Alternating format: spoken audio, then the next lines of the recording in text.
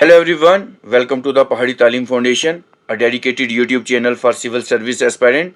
So जो आज का हमारा टॉपिक ऑफ कंसर्न रहेगा वो रहेगा यूनिट ऑफ मेजरमेंट, क्योंकि काफ़ी सारे क्वेश्चन जो फिजिक्स पोर्शन से हमारे जेके एसएसबी के एग्ज़ाम्स हो चाहे एसएससी के एग्ज़ाम्स हो उसमें काफ़ी सारे क्वेश्चन जो है वो यूनिट ऑफ मेजरमेंट से भी आते हैं.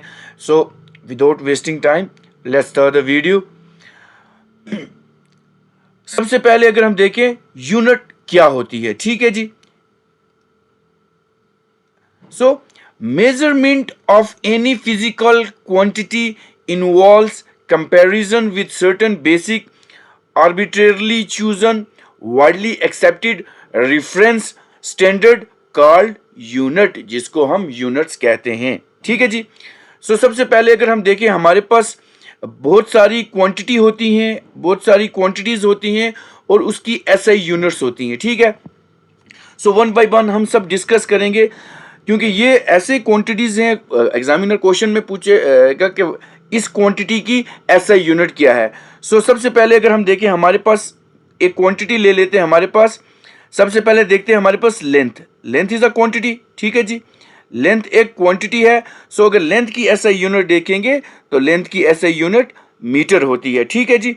एसआई यूनिट मीटर होती है. सो ये क्वेश्चन भी एग्जामिनर पूछ सकता है कि लेंथ की एसआई यूनिट क्या है. सो हमने वहां पे मार्क करना है मीटर.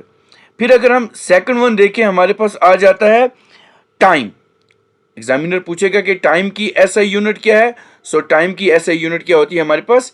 टाइम की एसआई यूनिट हमारे पास सेकंड होती है. हमारे पास टाइम की एसआई यूनिट सेकंड होती है. फिर अगर हम थर्ड वन देखें हमारे पास आ जाता है मास, ठीक है जी. एग्जामिनर पूछेगा कि मास की एसआई यूनिट क्या होती है. सो मास की एसआई यूनिट हमारे पास किलोग्राम होती है. क्या होती है? किलोग्राम होती है. ये क्वेश्चन भी एग्जामिनेशन में आते हैं, ठीक है. फिर अगर हम फोर्थ वन देखें हमारे पास आ जाता है एरिया, ठीक है. एग्जामिनर एरिया की भी एसआई यूनिट पूछ सकता है. सो एरिया की जो एसआई यूनिट है वो क्या है हमारे पास स्क्वायर. हमारे पास एरिया की जो यूनिट है वो है स्क्वायर मीटर, ठीक है जी. स्क्वायर मीटर हमारे पास एरिया की एसआई यूनिट है. फिर अगर हम फिफ्थ वन देखें हमारे पास आ जाता है वॉल्यूम, ठीक है जी. वॉल्यूम. सो वॉल्यूम की एसआई यूनिट क्या होती है. सो वॉल्यूम की एसआई यूनिट हमारे पास होती है क्यूबिक मीटर होती है, ठीक है. क्योंकि काफ़ी सारी ये जो क्वांटिटीज़ होती हैं इनकी एसआई यूनिट एग्जामिनर कभी ना कभी एग्जामिनेशन में पूछ लेते हैं, ठीक है जी. उसके बाद अगर देखें हमारे पास आ जाता है सिक्स्थ वन. अगर देखें हमारे पास आ जाएगा वेलोसिटी, ठीक है जी. सो एग्जामिनर पूछेगा जी वेलोसिटी की जो एसआई यूनिट होती है वो क्या होती है. सो वेलोसिटी की जो एसआई यूनिट होती है वो होती है मीटर पर सेकंड होती है, ठीक है. ये क्वेश्चन भी एग्जामिनेशन में काफ़ी बार आ चुका है वेलोसिटी के ऊपर. फिर अगर हम सेवंथ वन देखें हमारे पास आ जाती है एक्सिलरेशन, ठीक है जी. हमारे पास आ जाती है एक्सिलरेशन, ठीक है. एक्सिलरेशन हमारे पास आ जाती है क्वांटिटी. सो एक्सिलरेशन की जो एसआई यूनिट होती है वो क्या होती है मीटर पर सेकंड स्क्वायर हमारे पास एक्सिलरेशन की जो है वो एसआई यूनिट आ जाती है. फिर अगर हम एट्थ वन देखें हमारे पास आ जाती है डेंसिटी. बहुत ज़्यादा इंपॉर्टेंट रहती है डेंसिटी. सो डेंसिटी की एसआई यूनिट क्या होती है. सो डेंसिटी की एसआई यूनिट होती है किलोग्राम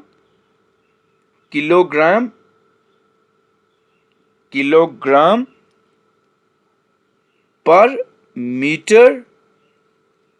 मीटर क्यूब, ठीक है. ये क्वेश्चन डेंसिटी का काफी बार एग्जामिनेशन में आ भी चुका है, ठीक है जी. एक नेक्स्ट स्लाइड और हम लेते हैं, ठीक है. फिर अगर हम देखें नाइन्थ वन, ठीक है जी. सो नाइन्थ वन पे हमारे पास आ जाता है मोमेंटम, ठीक है जी. हमारे पास क्या आ जाता है मोमेंटम,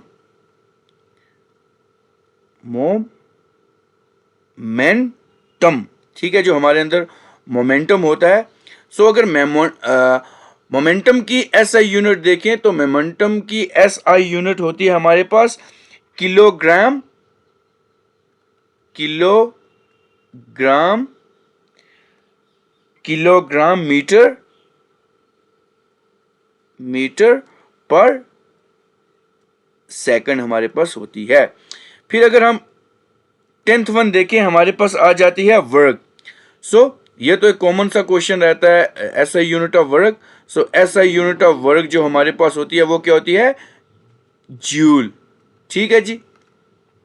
उसके बाद अगर 11th वन देखें हमारे पास एसआई यूनिट आ जाती है एनर्जी की। ठीक है जी। एनर्जी की जो एसआई यूनिट होती है वो क्या होती है, सो एनर्जी की भी एसआई यूनिट हमारे पास जूल ही होती है। ठीक है। उसके बाद अगर हम 12th वन देखें सो हमारे पास आ जाती है फोर्स। ये तो कॉमन सा क्वेश्चन है, एग्जामिनेशन काफी बार पूछ भी चुका है। सो एसआई यूनिट ऑफ फोर्स हमारे पास क्या होती है, Newton. SI unit of force is Newton. ये क्वेश्चन भी बहुत ज्यादा इंपॉर्टेंट है। फिर उसके बाद हमारे पास अगर 13th वन देखें हमारे पास, अगर 13th वन देखें तो हमारे पास आ जाता है प्रेशर। ठीक है जी। हमारे पास क्या आ जाता है, प्रेशर। तो प्रेशर की एसआई यूनिट क्या होती है, सो प्रेशर की एसआई यूनिट पास्कल होती है। ठीक है जी। प्रेशर की एसआई यूनिट पास्कल होती है, या कभी इसको हम लिखते हैं क्या, न्यूटन। इसको क्या लिखते हैं, न्यूटन स्क्वायर मीटर। ये भी हम इसको, इसकी एसआई यूनिट होती है। ठीक है। फिर अगर हम 14th वन देखें हमारे पास आ जाता है क्या, 14th वन हमारे पास आ जाता है फ्रीक्वेंसी। फ्रीक्वेंसी। सो फ्रीक्वेंसी की एसआई यूनिट क्या होती है, फ्रीक्वेंसी की एसआई यूनिट हर्ट्ज होती है। ठीक है जी। फ्रीक्वेंसी की यूनिट हर्ट्ज होती है। फिर अगर हम 15th वन देखें तो हमारे पास आ जाती है एक क्वांटिटी जिसको हम बोलते हैं पावर। सो पावर की एसआई यूनिट हम सबको पता है क्या होती है, watt. SI unit of power is watt. फिर उसके बाद अगर हम देखें हमारे पास 16th नंबर पे हमारे पास आ जाती है वेट। ठीक है जी। वेट। सो वेट की जो एसआई यूनिट होती है या तो वो न्यूटन होती है, या तो वो न्यूटन होती है, या हमारे पास जो वेट होता है वो किलोग्राम्स में हम नापते हैं। किलोग्राम्स में हम नापते हैं, किलोग्राम। उसके बाद अगर 17th नंबर पे हम देखें हमारे पास एक क्वांटिटी आती है जिसको हम कहते हैं क्या, इम्पल्स। क्या कहते हैं जिसको हम, इम्पल्स। इम्पल्स। सो इम्पल्स की जो एसआई यूनिट है वो क्या होती है, न्यूटन सेकंड। क्या होती है, न्यूटन सेकंड। ये भी क्वेश्चन बहुत ज्यादा इंपॉर्टेंट है। उसके बाद अगर 18th वन देखें तो हमारे पास एक क्वांटिटी आती है 18th वन पे जिसको हम कहते हैं एंगुलर, जिसको हम कहते हैं angular velocity. Angular velocity. So angular velocity की जो एसआई यूनिट है वो क्या होती है, वो होती है रेडियन। ठीक है। रेडियन अपॉन सेकंड, ये इसकी एसआई यूनिट रहती है। सो एंगुलर वेलोसिटी की जो एसआई यूनिट है सॉरी, रेडियन अपॉन सेकंड होती है। ठीक है। एक और नेक्स्ट स्लाइड ले लेते हैं। सो हमारे पास 19th नंबर पे अगर हम देखें, सो 19th नंबर पे हमारे पास आ जाती है एक क्वांटिटी जिसको हम कहते हैं क्या, विस्कोसिटी। जिसको हम क्या कहते हैं, विस्कोसिटी। सो जो विस्कोसिटी की एसआई यूनिट होती है वो क्या होती है, विस्कोसिटी की एसआई यूनिट पॉइस होती है। ये भी बहुत ज़्यादा इंपॉर्टेंट रहता है क्वेश्चन। एसआई यूनिट विस्कोसिटी की काफ़ी बार एग्जामिनेशन में आ भी चुकी है। फिर अगर हम 20th नंबर पे देखें तो हमारे पास एक क्वांटिटी आती है जिसको हम कहते हैं सरफेस टेंशन। जिसको हम क्या कहते हैं, सरफेस टेंशन। ठीक है जी। सो अगर देखा जाए सरफेस टेंशन की जो एसआई यूनिट होती है वो क्या होती है हमारे पास, न्यूटन। Newton square metre. ये क्वेश्चन भी बहुत ज़्यादा इम्पॉर्टेंट है, सरफेस टेंशन। फिर उसके बाद अगर 21 नंबर की अगर हम यूनिट देखें तो हमारे पास आ जाती है क्वांटिटी जो होती है उसको बोलते हैं हम हीट। तो हीट की जो एस आई यूनिट है वो क्या होती है, हीट की जो यूनिट होती है वो जूल होती है। लेकिन एस आई यूनिट ऑफ अगर हीट देखा जाए, conventional unit of S I unit, conventional unit of heat अगर देखा जाए तो वो हमारे पास कैलोरीज आती है। ठीक है जी, हमारे पास कैलोरी आती है। ये क्वेश्चन भी बहुत ज़्यादा है और कंफ्यूज कर देता है कभी कभी इंसान को। ठीक है जी। उसके बाद अगर 22 नंबर की अगर हम क्वांटिटी देखें तो हमारे पास आ जाता है टेम्परेचर। ठीक है जी, हमारे पास आ जाता है टेम्परेचर। तो अगर टेम्परेचर की एस आई यूनिट हम देखें तो टेम्परेचर की एस आई यूनिट होती है हमारे पास केल्विन। ठीक है जी। उसके बाद अगर हम 23 नंबर पे अगर हम देखें तो हमारे पास आ जाता है एब्सोल्यूट टेम्परेचर। क्या आता है, एब्सोल्यूट, एब्सोल्यूट टेम्परेचर। सो एब्सोल्यूट टेम्परेचर की भी जो एस आई यूनिट होती है वो भी केल्विन होती है। उसके बाद देखें अगर हम 24 नंबर पे तो 24 नंबर पे अगर हम देखें हमारे पास आ जाता है एक क्वांटिटी होती है जिसको हम कहते हैं रेजिस्टेंस। क्या कहते हैं, रेजिस्टेंस। सो अगर देखा जाए रेजिस्टेंस की जो क्वांटिटी ऐसा यूनिट होती है उसको हम कहते हैं ओम। ठीक है जी, ऐसा यूनिट ऑफ रेजिस्टेंस इज ओम। फिर अगर 25 नंबर पे अगर हम क्वांटिटी देखें हमारे पास आता है इलेक्ट्रिक करंट। ठीक है जी, इलेक्ट्रिक, इलेक्ट्रिक करंट। सो अगर इलेक्ट्रिक करंट की अगर हम एस आई यूनिट देखें तो इलेक्ट्रिक करंट की जो एस आई यूनिट है वो हम किस में पैमाइश करते हैं या नापते हैं, वो हम एम्पियर्स में नापते हैं, एम्पियर में नापते हैं। फिर अगर हम 26 नंबर पे देखें हमारे पास एक क्वांटिटी आती है जिसको हम कहते हैं electro, electro motive force, electro motive force. So electromotive force की जो एस आई यूनिट है वो होती है वोल्ट। एक वाट होती है और एक वोल्ट होती है। ठीक है जी। सो जो वाट है वो पावर की रहेगी हमारे पास। ठीक है जी, जो वाट है वो हमारे पास पावर की रहेगी। ठीक, लेकिन जो वोल्ट है वो हमारी इलेक्ट्रोमोटिव फोर्स की एसआई यूनिट रहेगी। फिर अगर हम 27 नंबर पे देखें तो हमारे पास एक क्वांटिटी आती है जिसका नाम है electrical, electrical conductivity, electrical conductivity. So electrical conductivity की जो एस आई यूनिट है वो क्या है, ओम अपॉन मीटर। ये क्वेश्चन भी बहुत ज़्यादा इंपॉर्टेंट है। फिर अगर हम 28 नंबर पे देखें तो हमारे पास एक क्वांटिटी आती है जिसको हम कहते हैं इलेक्ट्रिक, जिसको हम क्या कहते हैं, इलेक्ट्रिक एनर्जी। ठीक है जी, electric energy. So electric energy की जो एस आई यूनिट है वो हमारे पास रहेगी kilowatt hour, kilowatt hour हमारे पास ये रहेगी। ठीक है। फिर एक नेक्स्ट स्लाइड ले लेते हैं। हमारे पास एक क्वांटिटी है जो 29 नंबर पे है, वो हमारे पास आ जाएगी मैग्नेटिक इंटेंसिटी,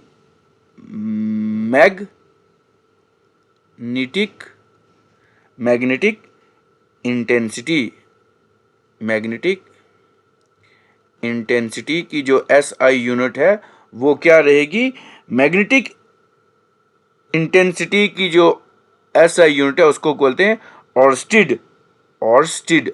ठीक है जी, ये भी बहुत ज़्यादा इंपॉर्टेंट है। फिर अगर हम 30 नंबर पे देखें हमारे पास एक क्वांटिटी आती है जिसको हम कहते हैं चार्ज। बचपन से हम पढ़ते आ रहे हैं S I unit of charge. So S I unit of charge जो होती है वो क्या होती है, कोलम। ठीक है जी, क्या होती है, coulomb. S I unit of charge होती है वो कोलम होती है। फिर अगर हम 31 नंबर पे देखें हमारे पास एक और क्वांटिटी आती है जिसको हम कहते हैं magnetic induction, magnetic, magnetic induction. Induction, क्या है जी, magnetic induction. So magnetic induction की जो एसआई यूनिट है उसको हम कहते हैं गॉसेस।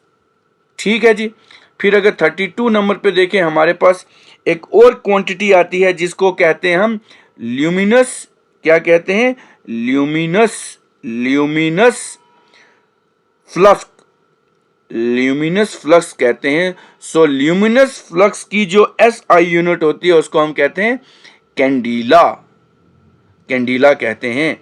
फिर अगर हम 33 नंबर पे देखें, हमारे पास एक क्वांटिटी आती है जिसको कहते हैं intensity, intensity of sound, intensity of sound.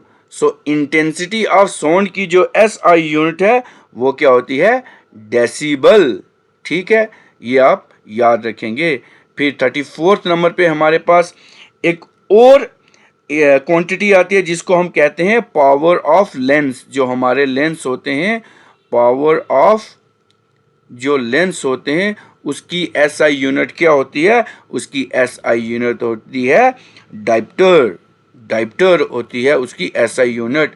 फिर अगर 35th नंबर पे हम देखें, हमारे पास एक एसआई यूनिट होती है, एक क्वांटिटी होती है जिसको जिसको हम डेप्थ ऑफ, अगर किसी डेप्थ ऑफ सी निकाला जाता है कोई भी गहराई उसकी, तो उसके लिए हम एक ऐसा यूनिट यूज करते हैं जिसको हम कहते हैं फैथोम।